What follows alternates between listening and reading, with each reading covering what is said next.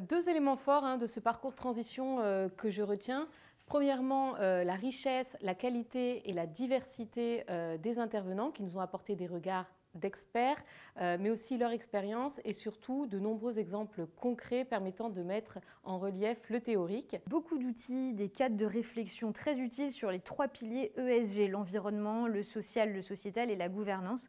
C'est que la stratégie RSE et la stratégie globale de l'entreprise forment aujourd'hui un continuum. On ne peut plus faire de stratégie aujourd'hui sans intégrer les enjeux sociaux et environnementaux au cœur des réflexions. C'était un endroit où on a pu aussi échanger avec nos pairs du management, avec des gens qu'on ne croise pas au quotidien. Et donc ça, vraiment, on a pu phosphorer nos idées, échanger nos vécus. Et ça, vraiment, c'était un élément très important et un point très fort du parcours pour moi. Le parcours formation est intéressant pour moi sur plusieurs points. Déjà par la diversité des enseignements qui sont donnés, des thématiques traitées.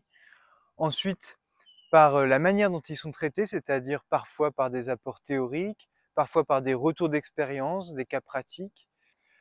En fin de parcours, j'anime un exercice, une étude de cas, qui est assez révélatrice du niveau de connaissance acquis par les personnes formées au cours de la formation. Le parcours transition m'a amené à prendre du recul sur le rôle de la fonction RH dans la mise en œuvre de la politique RSE.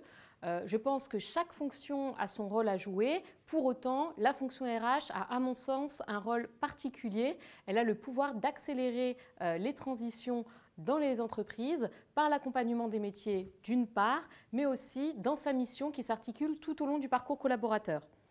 L'humain est au cœur des transitions et les leviers RH commencent dès le recrutement et s'étendent par la sensibilisation et la formation, mais aussi en accompagnant les managers à devenir responsables, etc.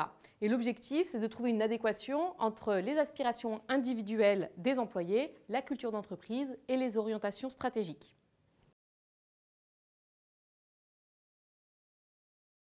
Depuis 6 ans que je suis chez Eurogroup Consulting, je travaille auprès des acteurs de la santé, en particulier les hôpitaux. Et c'est un secteur d'activité qui est confronté à un enjeu très très fort de se décarboner. Donc c'est un enjeu très fort chez nos clients. Donc pour moi, c'était naturel de réaliser ma soutenance sur ce sujet. En plus, c'est un secteur d'activité qui est en crise. L'hôpital est confronté à des difficultés budgétaires, des difficultés RH. Et en même temps, ils ont cet enjeu de se décarboner. Donc il y a une très très forte attente de nos clients vis-à-vis de nous.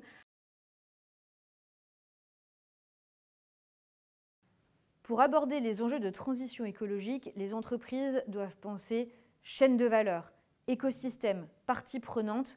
Elles doivent en fait sortir de leur champ d'action propre. Deux exemples peut-être pour montrer ça.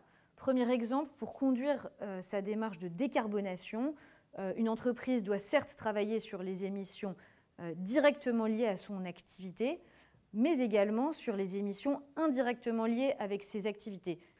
Deuxième exemple, pour s'inscrire dans une démarche d'économie circulaire, l'entreprise va là encore être obligée d'élargir son champ de vision, notamment à l'échelle du territoire où elle est implantée.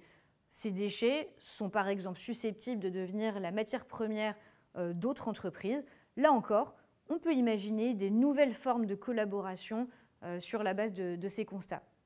Ces exemples montrent qu'autour des enjeux de transition, on peut donc identifier des intérêts communs et des nouvelles formes de collaboration, construire des nouvelles approches qui peuvent par exemple se traduire par la mise en commun de ressources, du co-investissement, y compris entre acteurs très différents qui participent d'un même écosystème.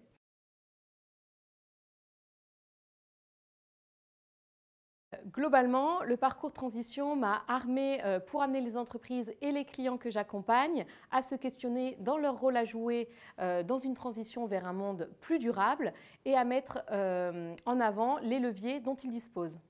À l'issue du parcours, j'ai vraiment le sentiment d'être plus armée pour répondre aux clients qui nous sollicitent sur ces sujets et qui nous disent vous, Eurogroup, qu'est-ce que vous pouvez nous apporter puisque étant nous-mêmes plus forts sur nos acquis, sur les enjeux derrière, évidemment, on est plus à même de développer des solutions.